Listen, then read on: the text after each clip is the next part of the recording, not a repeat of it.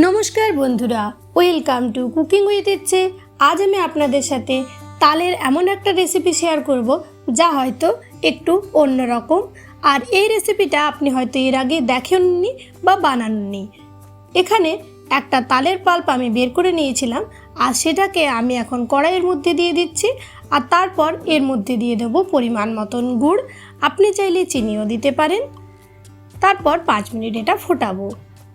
আমি কিন্তু তালের রস কি করে বের করতে হয় সেটার ভিডিও অলরেডি দিয়েছি, তাই অযথা ভিডিওটাকে বড় করলাম না। এখানে কি করে তালের রস বের করতে হয় বা কিভাবে সংরক্ষণ করতে হয় সেটা জাস্ট ছোট করে দেখানোর চেষ্টা করলাম। আমি ভিডিওর লিঙ্কটা দিয়ে দেবো, সেটা দেখে নিতে পারেন কিভাবে বের করা যাবে তালের রস বা তাল রস সংরক্ষণ করা যাবে।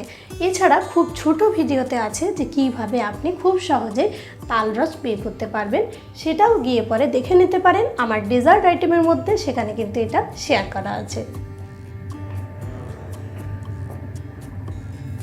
আর এখানে আপনি চাইলে কিন্তু চিনিও ব্যবহার করতে পারেন, তবে গুড়টা দিলে যেহেতু গুড়ের মধ্যে সংরক্ষণের পার্ট আছে তাই সংরক্ষণ করা অনেক সহজ হবে। এটা এখন 15-20 দিন পর্যন্ত আপনি সুন্দরভাবে সংরক্ষণ করতে পারবেন। আর এটাকে আমি রেখে দিয়েছিলাম ফ্রিজে, বেশ কয়েকদিন আগে এটা আমি বানিয়েছি। এখন মোটামুটি 10 দিন পরে এটাকে আমি ব্যবহার করব। তো কিছুই না, ফ্রিজ থেকে বের করে নর্মাল টেম্পারেচারে নিয়ে এসেছিলাম। তারপর এখন আমি একটা বাটির মাপে 1 বাটি নিয়ে নিলাম একটা থালার মধ্যে, ওটাকে একটা সাইডে রেখে এখন আমি কয়েকটা ব্রেড নিয়ে নিয়েছি। এখানে আমি ছোট সাইজের ব্রেড ব্যবহার করছি, আর ব্রেডগুলোকে এরকমভাবে সাইড থেকে আমি কেটে নেব। আপনি চাইলে কিন্তু এই ব্রেডগুলো বড় সাইজের নিতে পারেন। এখানে আমি প্রথম পর্যায়ে 5টা ব্রেড দিচ্ছি, তবে আপনি বড় ব্রেড ব্যবহার করলে একটু কম পরিমাণে প্রথমে দেবেন, 5টায় দিতে যাবেন না। তারপর এটাকে এখন এরকমভাবে হাতের সাহায্যে মুথে মুথে আমি এটার একটা ডো বানিয়ে নেব।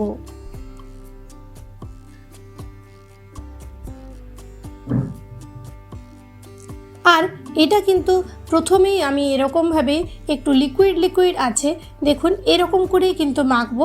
প্রথমে একেবারে অনেকটা পরিমাণ ব্রেড দিয়ে দিলে এটা কিন্তু শক্ত হয়ে যাবে পরে, তাই অল্প অল্প ব্রেড দিয়ে কিন্তু এটাকে মাখতে হবে। এখন এটা যেহেতু জল জল আছে মোটামুটি, তাই আমি আরও 3-4টে টুকরো ব্রেডের দিয়ে দিলাম। তারপর এখন এটাকে আমি একটা সফট ডো বানিয়ে নেব। যেরকমভাবে আমরা মিষ্টি বানানোর সময় মথে নিই সেই একই প্রসেসে এটাকে আমি মথতে থাকবো। এরকমভাবে হাতের তালুর সাহায্যে এখানটা দিয়ে ভালো করে এরকমভাবে, যেরকমভাবে আমরা ছানা মথি মিষ্টির সময়, সেরকমভাবে মোটামুটি 5-7 মিনিটের থেকে একটু বেশি এরকমভাবে মথে এটাকে একটা একেবারে সফট ডো বানিয়ে নিতে হবে। দেখুন এটা কিন্তু আমাদের অনেকটাই সফট হয়ে গেছে। যেমন ব্রেডের টুকরোগুলো একেবারে ভালো করে মিশে যায়, এরকম একটা আমাদের ডো রেডি হয়ে যায়, তাহলেই বুঝতে হবে এটা রেডি হয়ে গেছে। এখন এটাকে 10 মিনিট আমি এরকমভাবে খোলায় রেখে দেব। 10 মিনিট পরে হাতে খুব ভালো করে অল্প তেল বা ঘি মাখিয়ে নিতে হবে। তারপর এটার থেকে এখন আমি লেচি কাটবো, আর একই সাথে এটার শেপও দেব। তবে আপনি চাইলে এই শেপগুলো আপনার মনের মতন যে কোনো গোল, লম্বা বা ডিম্বাকৃতি, যে কোনো আপনার যেটা ইচ্ছে সেরকমভাবে দেবেন। আর যখন এই ডোটা বানাবেন তখন অতিরিক্ত কিন্তু এটাকে শক্ত করে মাখবেন না, তাহলে আমাদের মিষ্টি রেডি করছি যেটা, সেটা কিন্তু শক্ত হয়ে যাবে। তাই অবশ্যই ডোটাকে এরকম নরম করে মাখতে হবে, যেরকমভাবে আমরা ছানার মিষ্টি বানাই সেরকমভাবে। আমি এটাকে এরকম ডিম্বাকৃতি শেপ দিচ্ছি, অনেকটা ল্যাংচার মতো। ছোট ছোট যে ল্যাংচাগুলো হয় সেগুলো শেপেই এখন আমি কয়েকটা বানিয়ে নিচ্ছি। আর প্রথমে আগে আমাদেরকে এই শেপগুলো কিন্তু রেডি করে নিতে হবে। দেখুন এরকমভাবে হাতের সাহায্যে অল্প অল্প নিয়ে এরকমভাবে আমি শেপগুলো ধীরে ধীরে রেডি করে নেব। আজকের রেসিপিটাতে ইনগ্রিডিয়েন্টস প্রায় নেই বললেই চলে। তাল থাকতে থাকতে অবশ্যই এই রেসিপিটা একদিন বানিয়ে নিতে পারেন, দারুণ কিন্তু স্বাদ হয়। আমি এই রেসিপিটা যখনই বানিয়েছি বাড়ির সবাই কিন্তু ভীষণ খুশি হয়ে খেয়েছে, তাই ভাবলাম আপনাদের সাথেও এই রেসিপিটা শেয়ার করি। এছাড়াও আমার চ্যানেলে অনেক তালের রেসিপি আছে, সেখান থেকে আরও অন্যান্য রেসিপিও আপনারা পেয়ে যাবেন, সেগুলোও বানিয়ে অবশ্যই দেখতে পারেন। দেখুন কথা বলতে বলতেই কিন্তু আমাদের এখানে তালের যে শেপগুলো সেগুলো রেডি হয়ে গেল। আর এখন আমি চলে এসেছি গ্যাসের কাছে। গ্যাসে আমি এখানে 1.5 কাপ মিডিয়াম কাপের চিনি দিয়ে দিলাম কড়াইয়ের মধ্যে একটা। আর এটার মধ্যে এখন অ্যাড করতে হবে জল, কেননা আমরা এখন চিনির সিরাপ বানাবো। তো জলটা এখানে 4 কাপ দেব আমি সেম কাপে। আর এই যে চিনির সিরাপটা আমরা বানাবো, এটা আমাদের খুব ঘন করে বানাবার কিন্তু দরকার পড়বে না। জলটা আমি অ্যাড করে এখন এটাকে মিডিয়াম টু হাই ফ্লেমে ভালো করে ফোটাবো, যাতে করে আমাদের চিনির সিরাপটা ভালো করে রেডি হয়ে যায়।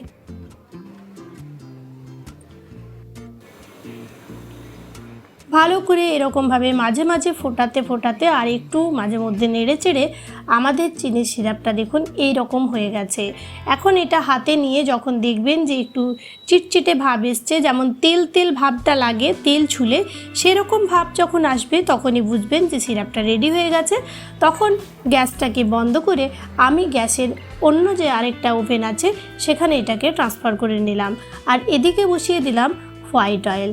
তবে আপনি যদি হোয়াইট অয়েল বা সাদা তেলে না করতে চান এটা, সেই ক্ষেত্রে ঘি ব্যবহার করতে পারেন, তাহলে আরও ফ্লেভারটা ভালো হবে। তেলটা এমন গরম করতে হবে যেমন আমাদের হাতে ছোঁয়া যায় সেই রকম। তারপর কম আঁচে এগুলো আমি দিয়ে দিলাম। আর এখন একটা সাইড ভালো করে ফ্রাই করার জন্য 5 থেকে 7 মিনিট দেব, না হলে কিন্তু আমাদের কাঁচা থেকে যাবে। আর ওইদিকে আমাদের চিনি সিরাপটা ঠান্ডা হয়ে গেছিলো, তাই আমি কম আঁচে অল্প এটাকে গরম করে নিচ্ছি। এখন দেখুন এটা আমাদের একটা পিঠ হয়ে গেছিলো, উল্টে নিলাম। আর উল্টো পিঠটা আমি কিন্তু এখানে ফ্রাই করব আরও 5-7 মিনিটের মতো। এখন হাই ফ্লেম না করে এটাকে আমি মিডিয়াম ফ্লেমে রেখেছি, কেননা আমাদের অলরেডি এটা খুব সুন্দরভাবে সেদ্ধ হয়ে গেছে। আর দেখুন কালারটা এই পর্যায়ে আমাদের খুব সুন্দর চলে এসেছিলো। আমি এখন এটাকে তুলে রাখবো, তবে সাথে সাথেই কিন্তু সিরাপটার মধ্যে দেব না। আমার আজকের রেসিপি যদি আপনাদের ভালো লাগে তাহলে প্লিজ একটা লাইক দেবেন, শেয়ার করবেন আত্মীয় বন্ধুদের সাথে, কমেন্ট করে জানাবেন যে রেসিপি কেমন লাগলো। আর চ্যানেলে প্রথম দর্শক বন্ধু হলে প্লিজ ফুল ভিডিওটাকে ওয়াচ করে চ্যানেলটাকে সাবস্ক্রাইব করতে ভুলবেন না যেন। পাশে থাকা বেল বাটনটা অবশ্যই অলে সেট করে দেবেন। আর যদি আপনার কোনো সাজেশন থাকে প্লিজ আমায় সাজেশন দেবেন। দেখুন কথা বলতে বলতে আমাদের সমস্ত মিষ্টিগুলোই কিন্তু ফ্রাই হয়ে যাচ্ছে। এখন এগুলোকে আমি তুলে ভালো করে কিন্তু ঠান্ডা করে নেব। মানে এমন একটা ঠান্ডা করতে হবে যাতে হাতে ছুলে আপনি অনুভব করতে পারেন যে গরম আছে, অথচ অতিরিক্ত গরম থাকবে না। আর চিনি সিরাপটাও জাস্ট একটু গরম গরম ভাব থাকবে, তবেই এগুলো কিন্তু অ্যাড করতে হবে। না হলে আপনি যখন মিষ্টিগুলো অ্যাড করবেন তখন প্রথম পর্যায়ে এগুলো ফুলে উঠলেও পরে কিন্তু এগুলো একেবারে চুপসে যাবে। তাই এগুলোকে এরকমভাবে এই অল্প অল্প গরম অবস্থাতে চিনির রসটাও এবং মিষ্টিটাও যখন আছে তখনই এগুলোকে অ্যাড করতে হবে। তারপর গ্যাসটাকে আর জ্বালানোর দরকার নেই, জাস্ট এটাকে ঢেকে 40 মিনিটের মতন মোটামুটি রেখে দিতে হবে, যাতে করে চিনির রসটা ভালোভাবে ঢুকে যায়। তবে অবশ্যই এরকমভাবে একটু চিনির রসে ভালো করে এগুলোকে কোট করে নিতে হবে। এখন চলুন এগুলোকে ঢেকে রাখি 40 মিনিট থেকে 45 মিনিটের জন্য। তারপর আমি ফিরে এসেছি এখন 40 থেকে 45 মিনিট পরে। দেখুন এগুলো কিন্তু আমাদের সাইজেও বড় হয়ে গেছে আর রসটাও খুব সুন্দরভাবে এরা নিজেদের মধ্যে ভরে নিয়েছে। এখন চলুন এগুলোকে সার্ভ করার পালা। আর এই রেসিপিটা জাস্ট অসাধারণ হয়, কাউকে দিলে সে বুঝতেও পারবে না যে এটা আপনি তাল দিয়ে বানিয়েছেন। এখন আমার মিষ্টি একেবারে সার্ভের জন্য রেডি হয়ে গেছে। আর এটা কিন্তু খেতে জাস্ট একেবারে অসাধারণ অন্যরকম স্বাদের রেসিপি। তাই অবশ্যই এই সিজনে যতদিন তাল আছে তার মধ্যে এই রেসিপিটা অবশ্যই বানিয়ে দেখবেন, নিশ্চয়ই ভালো লাগবে বাড়ির সবার। দেখুন বন্ধুরা কি সুন্দর রঙটাও এসছে আর কি সুন্দর খেতেও লাগবে। তালের বলে একটু কালারটা অন্যরকম হয়েছে। ব্যাস রেডি হয়ে গেল দারুণ স্বাদে একটা রেসিপি। এখন এটা কীরকম নরম হয়েছে আপনাদের আমি কেটে দেখিয়ে দিচ্ছি, দেখুন। আর ভেতর অবধি একেবারে রসও ঢুকে গেছে, একেবারে সফট আর জিভে জল আনা দারুণ রেসিপি আজ আপনাদের জন্য রইল। সবাই ভালো থাকবেন, সুস্থ থাকবেন, আর এতক্ষণ ধরে ভিডিওটা ধৈর্য ধরে দেখার জন্য আপনাকে আন্তরিক ধন্যবাদ।